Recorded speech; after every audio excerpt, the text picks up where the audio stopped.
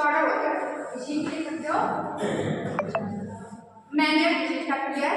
तो मैनियर डिसीज बात करें, ये डिसीज डिसऑर्डर डिसीज में आप समझते हैं, डिसीज और डिसऑर्डर में डिफरेंस समझता है कोई भी? डिसीज बीमारी हो गई, डिसऑर्डर कमी हो गई। डिसऑर्डर होता है ग्रुप ऑफ डिसीज, क्या है डिसऑर्डर में? ग्रुप ऑफ सिम्टम, डिसीज ये देख सकते हैं ग्रुप ऑफ क्या है, और डिसीज सिर्फ कोई एक करना है, और डिसऑर्डर में ग्रुप ऑफ, क्लियर है? ठीक है, तो ये मैनियर्स ऑफ डिसऑर्डर है, क्या है मैनियर? एक डिसऑर्डर है जो हमारे इनर ईयर में होता है। इसकी वजह से इसका अजीब सा नाम क्यों है? क्योंकि फ्रेंच साइंटिस्ट थे, फ्रेंच साइंटिस्ट थे, उन्होंने सबसे पहले इस बीमारी को बताया कि हमारे इंटरनल या इनर ईयर की वजह से व्यक्ति को क्या होता है, ऑनसेट ऑफ वर्टिगो, मतलब बार बार चक्कर वाली दिक्कत होती है। तो उन्होंने सबसे पहले बताया इस बीमारी को, इसकी वजह से इस सिम्टम वर्टिगो, इसकी वजह से इनर ईयर की वजह से उसमें ग्रुप ऑफ सिम्टम की वजह से सब हो रहा है, इसीलिए उनके नाम के आधार पर इस डिसीज का नाम मैनियर्स रख दिया। क्लियर है? किसी को दिक्कत है तो बताओ। ठीक है, देखिए कुछ में it is the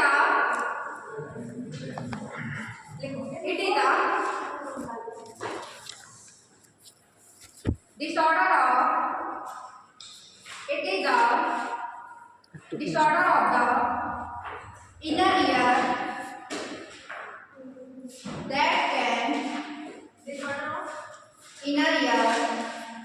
that can affect auditory, bracket में करना hearing, auditory ब्रैकेट में करना hearing system and vestibular bracket में करना balance, vestibular system characterized by the sudden and recurrent episode, recurrent episode of dizziness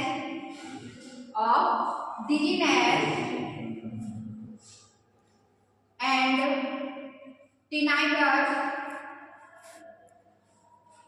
and progressive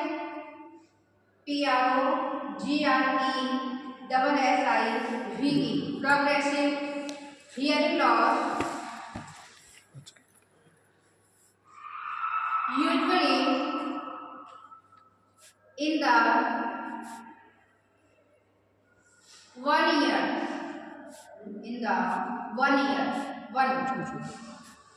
next video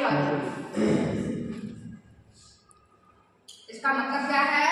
हमने सभी हमने year कुछ रहा था, किसी में कुछ हो रहा था, किसी में कुछ हो रहा था, लेकिन उसकी परमानेंट या फिर ग्रुप ऑफ सिम्टम्स हमें देखने को नहीं मिल रहे थे। लेकिन यहाँ पर हमारा auditory, hearing and vestibular balance दोनों ही क्या हो रहा है? अफेक्टेड हो रहा है। क्या देखने को मिल रहा है हमें?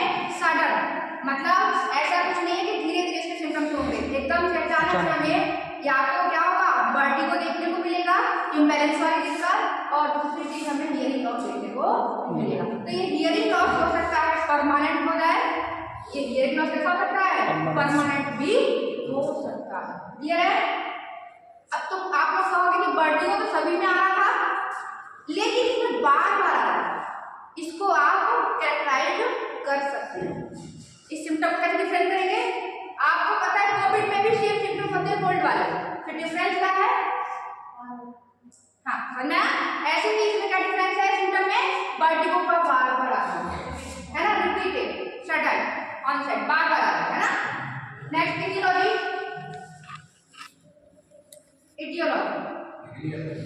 इसमें देखो डायलेशन और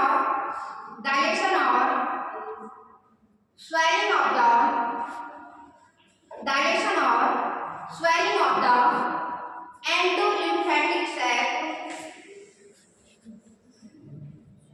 endo lymphatic sac, endolymphatic sac, sorry sac SACK sac, affecting the continuing affecting the drainage of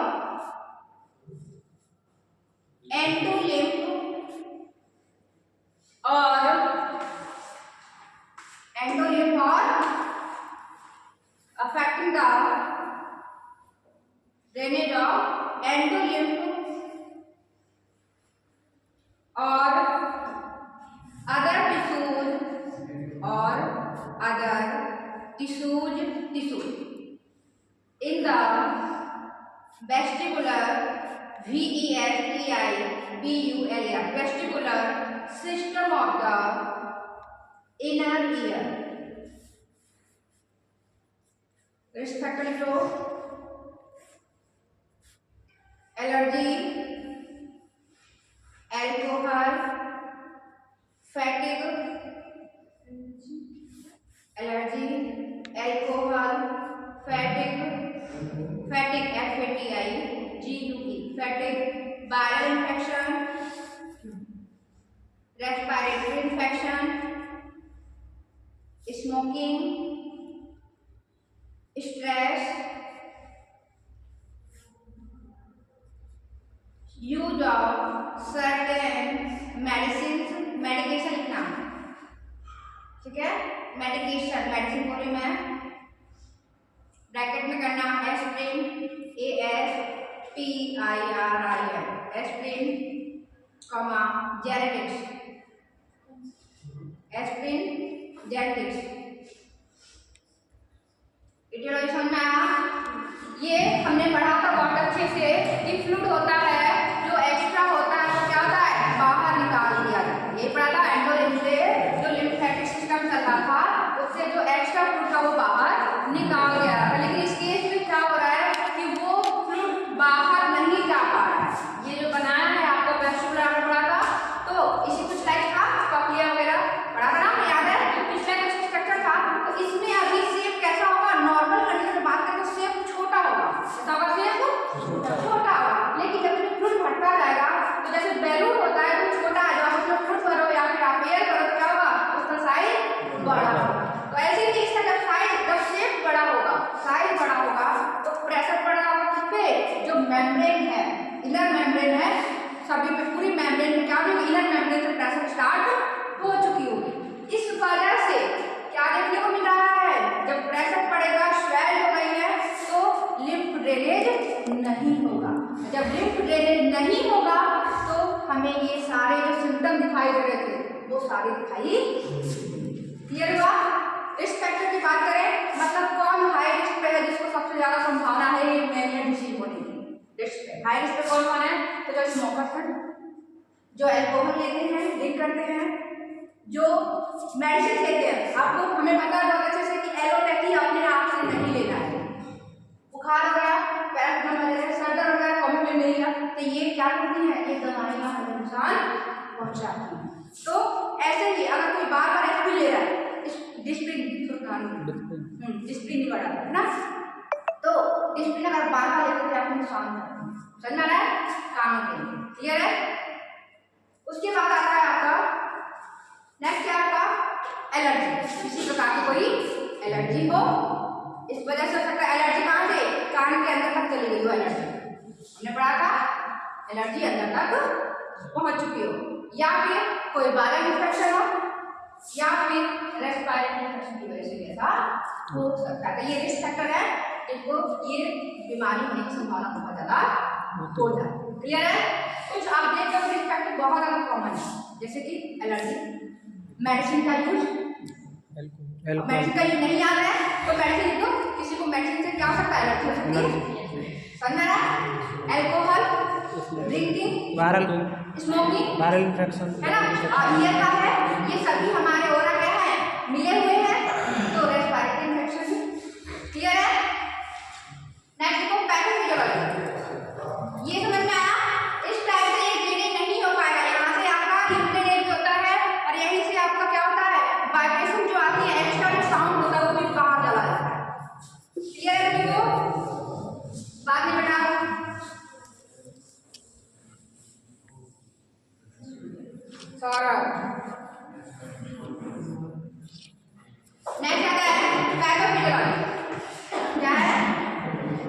pathophysiology. तो पैथोफिजियोलॉजी मुझे बताओ क्या है? ड्यू टू क्या? फिजियोलॉजी फिजियोलॉजिकल फैक्टर क्या है? ड्यू टू फिजियोलॉजिकल फैक्टर या फिजियोलॉजिकल फैक्टर क्या है? एंडोलिम्फेटिक ड्रेनेज नहीं हो पा रहा है, एंडोलिम्फेटिक ड्रेनेज नहीं हो पा रहा है। तो ऐसा क्यों हो रहा है? क्योंकि वहां पर जो हमारा एंडोलिम्फ है उसका सीक्रेशन बढ़ गया। क्या गया है? सीक्रेशन फ्लूइड का, एंडोलिम्फेटिक फ्लूइड का सीक्रेशन क्या हो गया है? प्रोडक्शन सीक्रेशन, प्रोडक्शन बढ़ा होगा तभी सीक्रेशन बढ़ेगा। तो लिख लो increasing the production of increasing the production of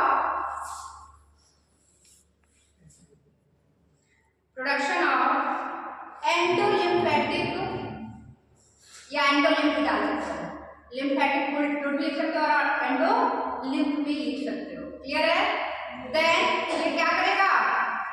जब ओवर प्रोडक्शन हो रहा होगा तो लिखो ऑब्स्ट्रक्शन ऑफ, नीचे लिखो, नीचे तक लिख देना, ठीक है? Obstruction of endolymphatic duct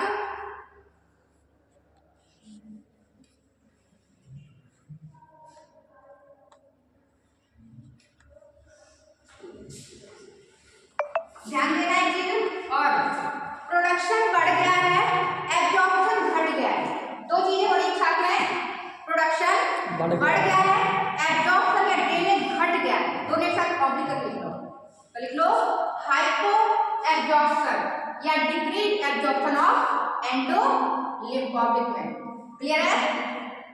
hypo absorption, hypo लिख लो, डिक्रीज लिख लो, समझ में आया? या हाइपर लिख लो, डिक्रीज तो बात है, आप कम लिखो तो ज्यादा बेटर है। हाइपो एब्जॉर्प्शन ऑफ एंडोलिम्फ, ठीक है? नेक्स्ट क्या होगा? ऑफ अब एंडोलिम्फ। वहां पर जब एब्जॉर्प्शन घट गया है, प्रोडक्शन बढ़ गया है, तो क्या हो रहा होगा? एक्यूमुलेशन हो रहा होगा। एक्यूमुलेशन तो लिख लो एक्यूमुलेशन ऑफ, ये देख लो स्पेलिंग, एक्यूमुलेशन ऑफ एंडोलिम्फ। कहां पे हो रहा होगा एक्यूमुलेशन? सैक में, लिख लो। ये एक्यूमुलेशन एक्सेसिव हो रहा होगा, लिख लो एक्सेसिव एक्यूमुलेशन ऑफ एंडोलिम्फ। अभी बताया था मैडम, बनाया था डायग्राम, एक्सेसिव एक्यूमुलेशन ऑफ कोई दिक्कत नहीं है तो नहीं। एक्सेसिव एक्यूमुलेशन ऑफ इसके बाद क्या होगा? अब जब एक्यूमुलेशन बढ़ गया, इसमें फ्लूइड बढ़ गया, सपोज दैट एक गुब्बारा है, हमने कोई मेरी के गुब्बारा है, इसमें जब फ्लूइड बढ़ता गया, फ्लूइड बढ़ता गया, अब क्या होगा? प्रेशर बढ़ रहा होगा। क्या बढ़ रहा होगा? लिख लो इंक्रीज द, तो नहीं, increase pressure, increase the pressure. ये किसके प्रेशर बढ़ा? प्रेशर बढ़ेगा तो क्या होगा? जो लैबिरिंथ होगी उसका साइज क्या होगा? बढ़ता जाएगा। एनलार्ज होगा, ठीक है? तो डायमेंशन ऑफ, नेक्स्ट लिख सकते हो dimension of labyrinth is increase. लिखना चाहो तो लिख सकते हो, नहीं लिखना तो लिख सकते हो। क्लियर है? डायमेंशन की वजह से, प्रेशर बढ़ने की वजह से जो डायमेंशन है, विड्थ आपकी लेंथ सारी चीजें क्या होगी? Dimension of labyrinth, labyrinth, LABYRINTH हो गया?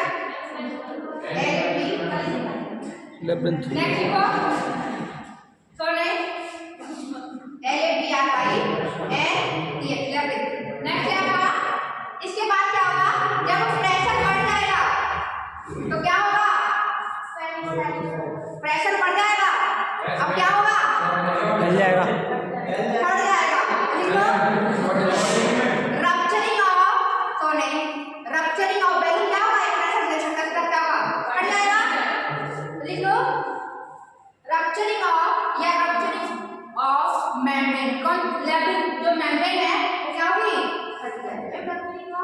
मेम्ब्रेन मेम्ब्रेन का समझ में आ गया। लेबिरिंथ है, लिखना चाहो लिख सकते हो। अब जब हमारी लेबिरिंथ की मेम्ब्रेन ही फट गई है तो क्या होगा? क्योंकि लेबिरिंथ का काम ही था ऑडिटरी और बैलेंसिंग, और यहाँ पे नर्व भी डैमेज हो रही होगी साथ में, यहाँ पे नर्व भी डैमेज हो रही होगी। तो जब रप्चरिंग ऑफ मेम्ब्रेन हुआ होगा तो क्या देखने को मिलेगा? परमानेंट हियरिंग लॉस और इम्बैलेंस या वर्टिगो, सडन वर्टिगो देखने को मिलेगा। कितना नाम लिख सकते हो? लिख लो।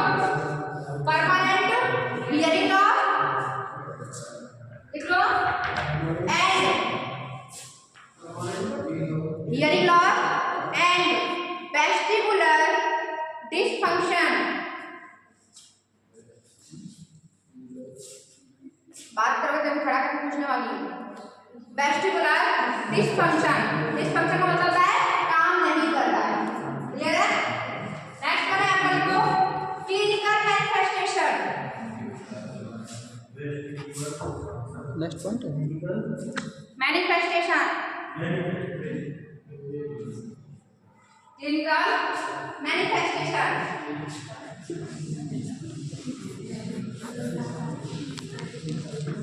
बना कर रही हूँ।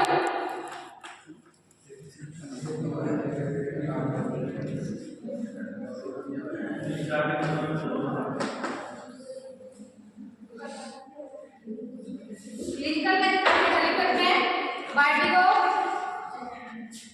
Vertigo, vertigo, dizziness, sweating, nausea, vomiting, tinnitus, hearing loss या deafness। नाम कहते हैं deafness, DEAFNE double deafness, oral, fullness, oral नहीं oral, fullness, photophobia, photo PHOTO, photophobia,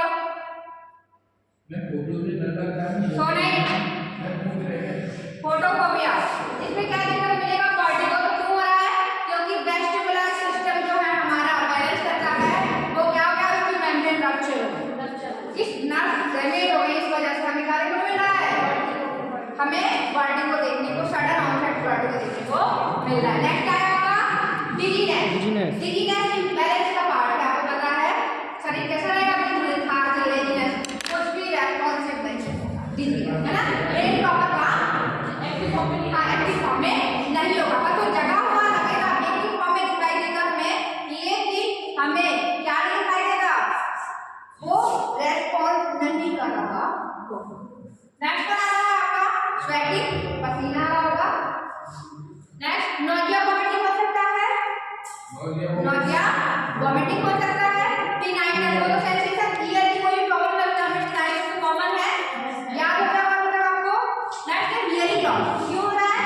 क्योंकि जो हमारा ऑडिटरी सिस्टम है उसकी मेम्ब्रेन रप्चर हुई है, इसलिए नर्व डैमेज हुई है, इसलिए। नेक्स्ट है आपका ऑरल फुलनेस, कान कैसा लगेगा? क्योंकि पूरा ब्रेन बाहर जा नहीं रहा है, एब्जॉर्ब हो नहीं रहा है, इस वजह से कान कैसा लगेगा? सारा बड़ा दिखाई देगा। नेक्स्ट क्या है आपका? फोटोफोबिया। फोटोफोबिया होता है, फोटो हम यूज करते हैं, फोटोन किसे यूज करते हैं? फोटोन मतलब लाइट, सनलाइट होती है, ये भी लाइट ले सकते हैं, लेकिन हम लोग नॉर्मली सनलाइट लेते हैं। तो लाइट के लिए हमें फोबिया, डर, फोबिया होता है फियर। अब वो फियर किसी का भी हो सकता है, जो आगे आ जाए वही फियर है। हो सकता है किसी को स्नेक फोबिया हो, किसी को हाइट फोबिया हो सकता है ना, फोबिया। तो फोटोफोबिया मतलब उसे लाइट में एकदम से जाने पर उसकी आंखों में दिक्कत होगा, अंधेरा हो सकता है, इसलिए उसे लाइट से डर होगा। क्लियर है? फोटोफोबिया। नेक्स्ट क्या है आपका? डायग्नोस्टिक पहले लिखो, समझ में आया आपको? कैसे हो रहा है? क्योंकि आंखों में ऑक्यूलर मोशन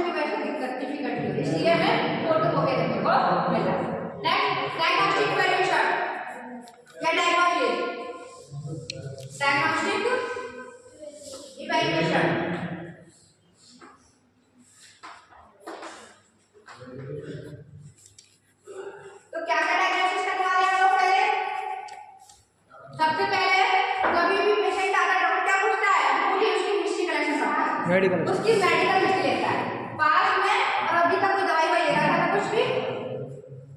क्लियर है?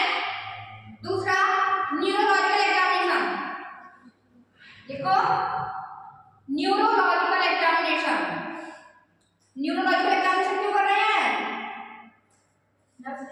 हियरिंग, हाँ नर्व एवेलेबल हो गई, हमें हियरिंग प्रॉपर पता चलना चाहिए। इस वजह से हियरिंग कितना लॉस हो रहा है, आई मूवमेंट कितना नहीं हो पा रहा है, नर्व तो करती है कंट्रोल और बैलेंस।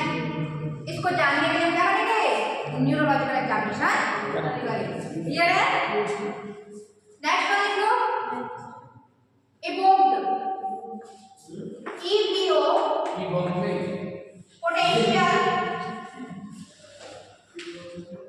बेटा आप बोल रहे हो ना, सारे रिकॉर्ड हो रहे हैं, मान low potential study, evoked potential studies.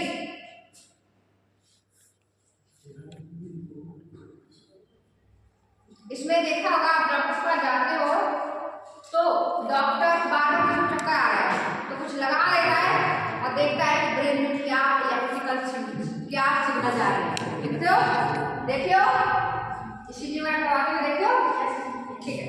तो वैसा ही कुछ है, इसमें हम क्या करते हैं कि ब्रेन के इलेक्ट्रिकल सिग्नल कितना काम कर रहे हैं, कैसे काम कर रहे हैं।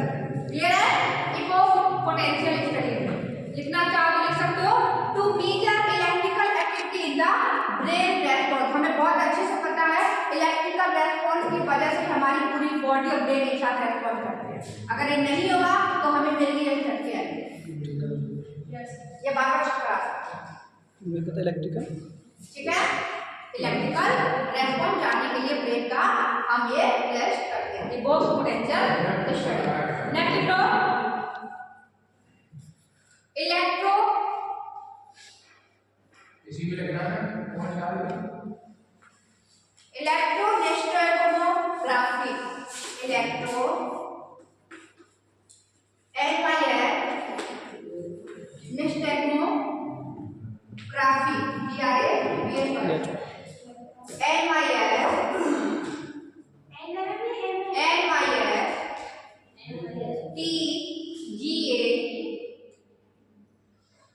GAMOग्राफी, लगा दो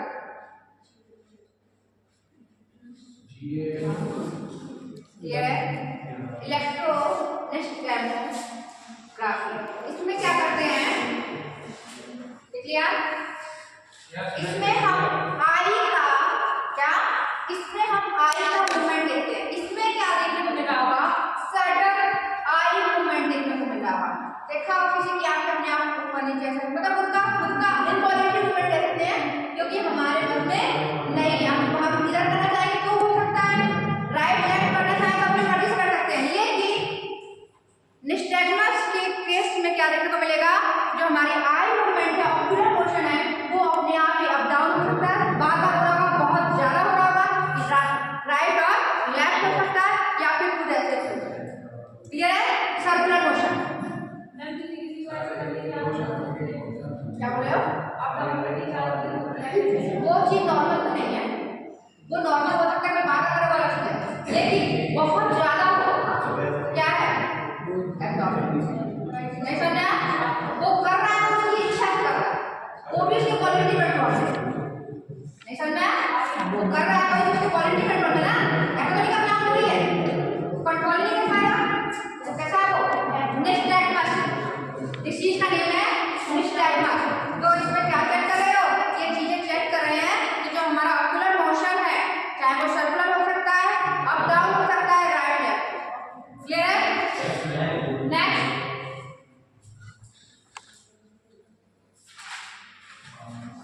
नेक्स्ट वन आता है ऑटोलैरिंगोलॉजिकल, OTO लैरिंग।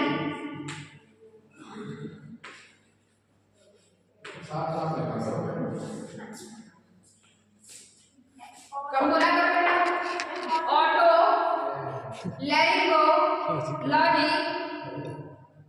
लॉजिकल है, ठीक है? Examination logical, LOGICL, logical examination, मतलब नाम से पता चल रहा है ऑटो ईयर, लैरिंगो मतलब लैरिंग, लॉजी मतलब स्टडी ऑफ। बताने की जरूरत नहीं है इसमें किस किस का अध्ययन कर रहे हैं, क्यों?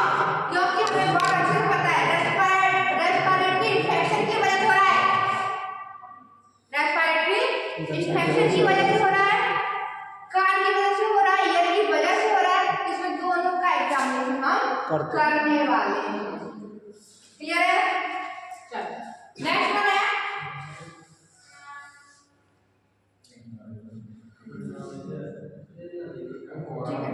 नेक्स्ट लिखो इमेजिंग टेस्ट।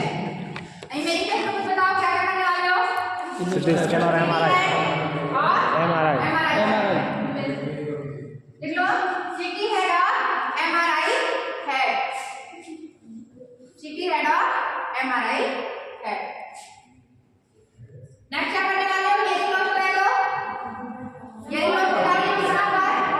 हाँ, ऑडियोग्राफी, ऑडियोमेट्री, ऑडियोलॉजी, जो आपको पढ़ने में तीनों वर्ड्स में कोई भी क्लियर है? ऑडियोग्राफी कर लो, audiography, audiometry, audiology, hearing loss को चेक करने के कितना लॉस होता है। नेक्स्ट लिखो मैनेजमेंट। समझ में आया साथ में? Next management. मैनेजमेंट में सबसे पहला लेसन क्या है हमारा?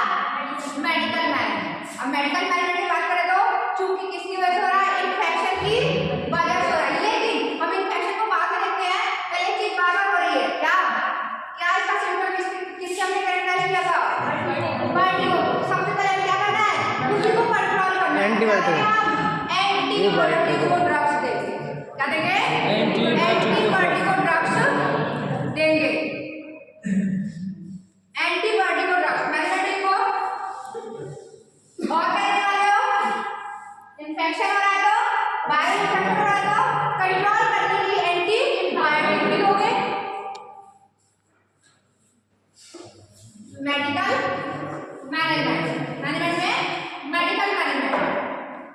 वैसे बात करें हम एग्जैक्ट इसका कोई दवाई है, कुछ ट्रीटमेंट है, तो इसका कोई भी एग्जैक्ट ट्रीटमेंट नहीं है, लेकिन इसके जो सिम्टम्स है उसे हम कंट्रोल कर सकते हैं। क्लियर है? इसका कोई एग्जैक्ट, जैसे कैंसर का कोई एग्जैक्ट ट्रीटमेंट नहीं है अभी फिलहाल में, लेकिन हम उसे अपने सिम्टम को कंट्रोल करने की कोशिश कर सकते हैं। क्लियर है? यही होता है तो मैनेजमेंट। तो एग्जैक्ट जो ट्रीटमेंट है वो अननोन है अभी तक, लेकिन हम सिम्टम को क्या कर सकते हैं? लिखना तो आप अपने वर्ड में लिख सकते हो, जैसे दिक्कत। नेक्स्ट लिखो एंटीहिस्टामिन। एंटीहिस्टामिन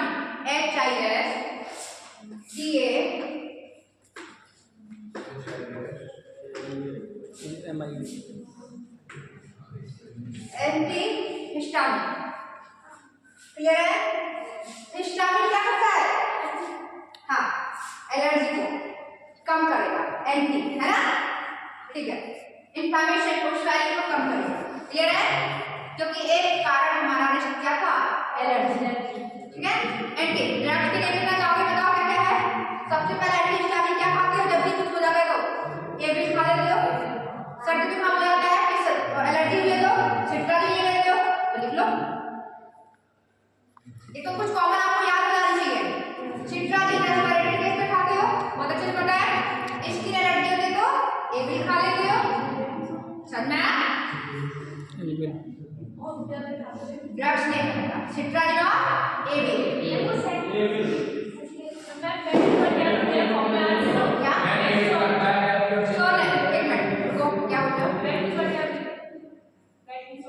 वो अलग अलग मानना है हो सकते हैं, लेकिन पॉजिटिव क्या था यही होता है। ठीक है, नेक्स्ट लो, नेक्स्ट क्या करे बताओ, क्या करे बताओ? खड़े होकर बोला करो, पहले दूर बैठो या आगे आके बैठो, एक तो ठीक ही बैठना है।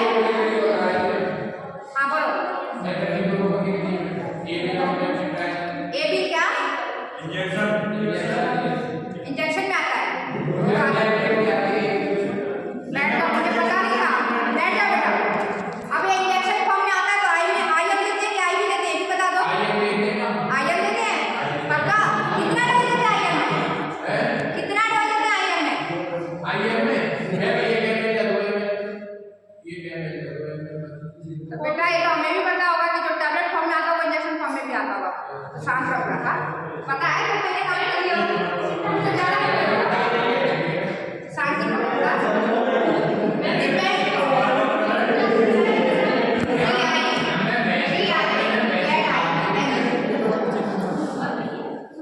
पॉज करना पॉज कर। ऐसा क्या है आपका वरना मैं पूछने वाली हूँ क्योंकि तो आप ऑप्शन वर्क कर चुके हैं तो मैं पूछने वाली हूँ, ठीक है। Next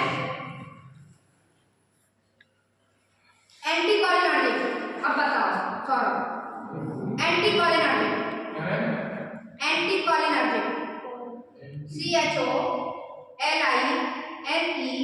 CHOLINERGIC anticholinergic drugs. Example बताओ, अब क्यों देते हैं ये बताओ, बताओ।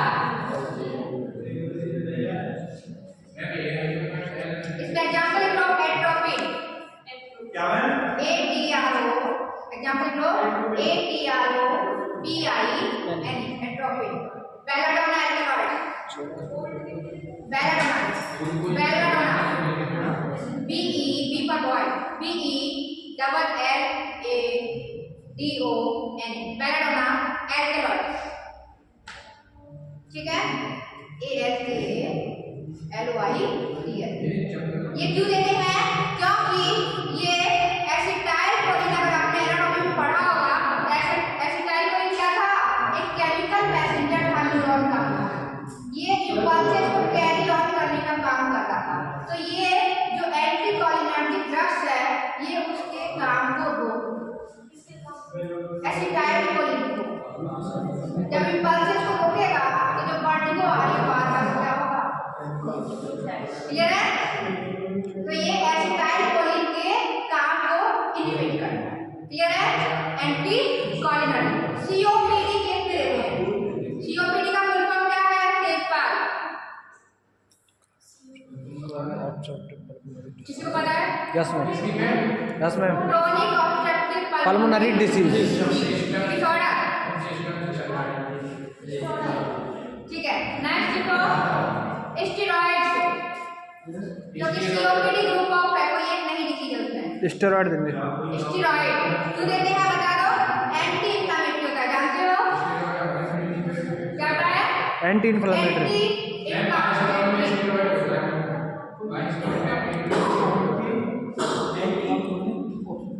Pulmonary disorder. इसका एग्जांपल लो,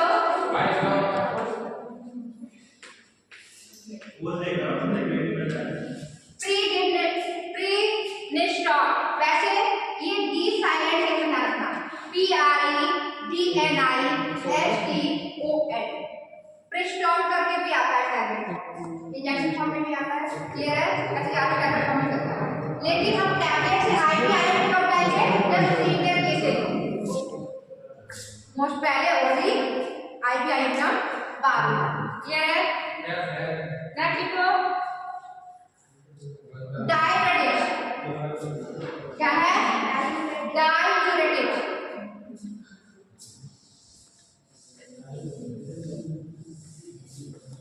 डाययूरेटिक्स क्लियर है, बताओ।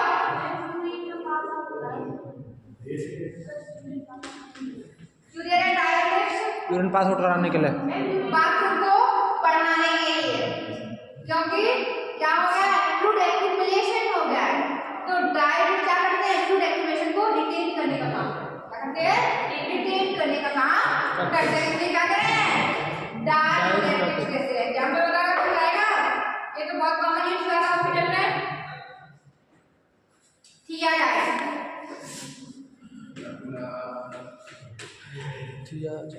बहुत कॉमन यूज करता है, और एंटी डायबिटिक से रिलेटेड, ठीक है, कंफ्यूज नहीं होना, ठीक है।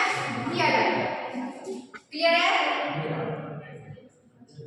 क्लियर है, थियाडाइन। नेक्स्ट वर्टिगो हो रहा है, तो वर्टिगो को रोकने के लिए क्या देंगे, एंटी वर्टिगो, है ना। तो लिख लो एग्जांपल, मैक्सिलिन, मैं ऊपर लिख रही हूँ,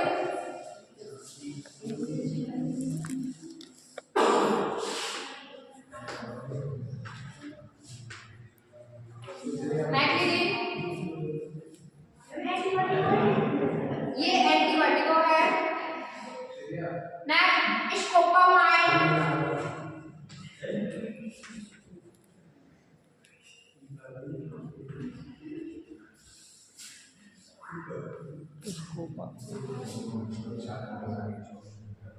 स्कोपोमाइन है ना, ये स्कोपोमाइन।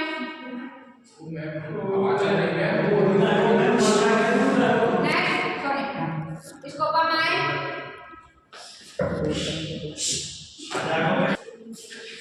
नेक्स्ट क्या है,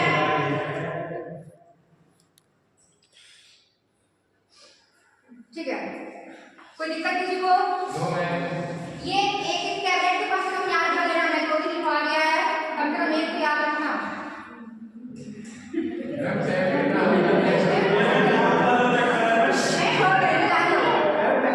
नाम सुना था डायरीपाम का? बैलेंस करने के लिए बॉडी को क्या करेंगे? डायरीपाम।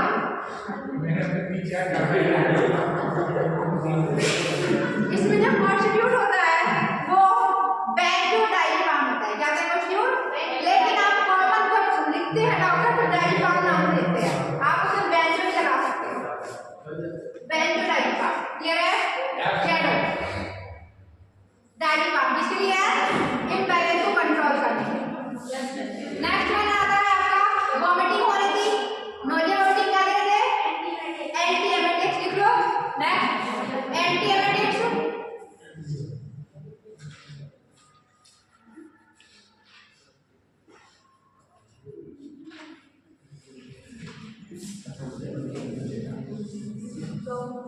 एग्जाम्पल किसका? प्रोमिथालिन दे रहे हैं तो नहीं, हाँ प्रोमिथालिन।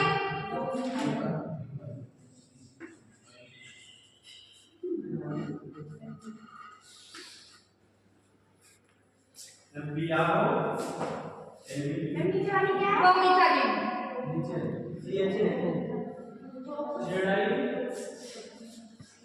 क्या कह रहे हो?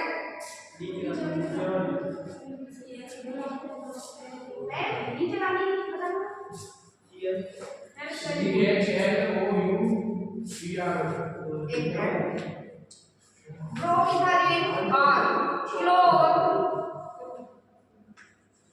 क्लोरप्रोमाजिन, ठीक है, वो आ रहा है, ठीक है, क्लोरोप्रोमाजिन यूज करते हैं, क्लोरोप्रोमाजिन है ना, क्लोरोप्रोमाजिन यूज होता है जिंक से, है ना, तो नहीं। नेक्स्ट वन आता है आपका, उसके बाद और क्या करने वाले हो? चूंकि इन्फेक्शन है, क्या है? इन्फेक्शन है तो एंटीबायोटिक देने वाले। क्या करने वाले हो? एंटीबायोटिक। इस केस में क्या करते हैं? ओरली तो दे ही रहे में भी क्या देते हैं?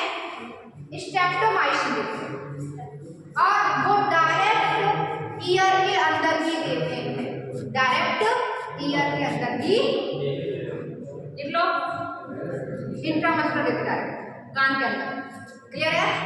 एंटीबायोटिक डायरेक्ट सो नहीं, अभी सर्टिकल करने वाले मन में इसे हम ओरली भी दे रहे होंगे प्रिवेंशन के लिए, जिससे कि इन्फेक्शन फर्दर ज्यादा बढ़े नहीं, और डायरेक्ट कान में इंट्रामस्कुलर भी कर रही है। क्यों? क्योंकि वहां पर इन्फेक्शन हो रहा है उसको रोकने के लिए, तो डायरेक्ट जब घाव है उसे आप ओरली ले रहे हैं तो वो ज्यादा काम करेगा जल्दी, या जो डायरेक्ट उसे लगा दो डायरेक्ट जाएगा, इसीलिए हम डायरेक्ट भी इंसर्ट करते हैं। तो लिखो नेक्स्ट सर्जिकल मैनेजमेंट, नेक्स्ट लिखो सर्जिकल मैनेजमेंट।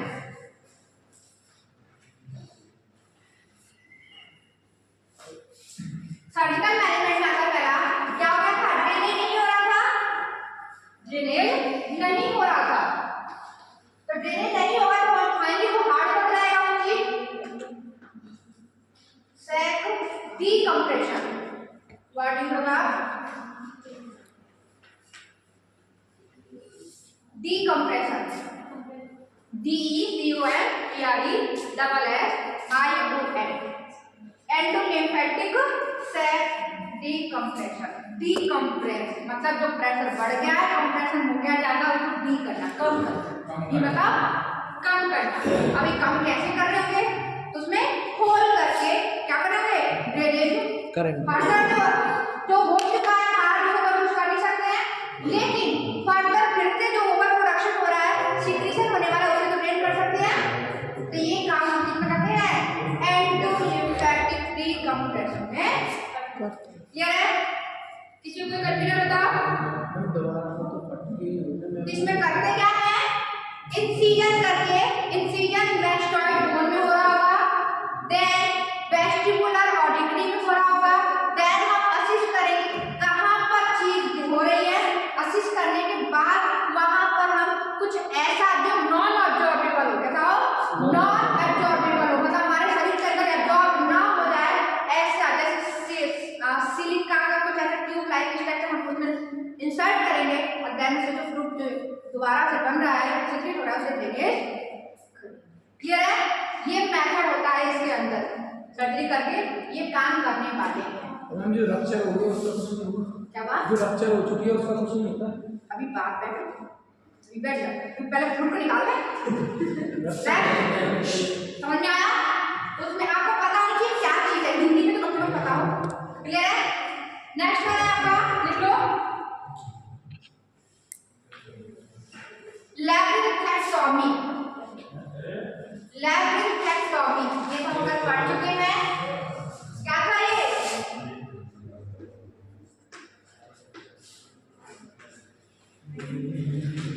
टॉमी मतलब होता है रिमूवल, पूरा भी हो सकता है, हाथ भी हो सकता है, स्मॉल पार्ट भी हो सकता है। और किसका? लैब्रिथ का। किसका? लैब्रिथ का। चूंकि वेस्टिबुलर ऑडिटरी किसका पार्ट था? लैब्रिथ का। तो उसमें पार्ट को इसमें भी यही करेंगे, सेम चीज जाएगा। मैस्टॉइड बोन को पहले हम लोग क्या करने वाले हैं? इंसिजन करने वाले हैं, देन हम असिस्ट करने वाले हैं, देन वो वाला पार्ट जहां पे दिक्कत हो रही है उसे हम हटाने वाले हैं। क्लियर है? समझ में आया? नहीं आया? क्या नहीं आया? मुझे पता है मैं यहाँ तुम लोगों के पास आने से पहले मैं कहाँ होंगी? कॉलेज के गेट तक, कॉलेज के गेट से फिर अंदर, फिर ढूंढूंगी कहाँ हो तुम लोग, फिर यहाँ होंगी, फिर यहाँ भी ढूंढूंगी कहाँ हो। कुछ ऐसा समझ में आया? समझ में आया? कुछ ऐसा करते हैं, समझ में आया? ठीक। नेक्स्ट क्या है आपका? तो इसमें लैब्रिथेक्टोमी में क्या करेंगे? लैब्रिथ एक्सपोज कर देंगे, तो भी हमें ये जो हमारी ऑडिटरी वाली दिक्कत है, इम्बैलेंस वाली, हमें कुछ हमें रिलीफ मिल जाएगा अगर अभी इनिशियल फेज होगा। नेक्स्ट में क्या है? वेस्टिबुलर न्यूरेक्टोमी। वेस्टिब्यूल और न्यूरो लगा,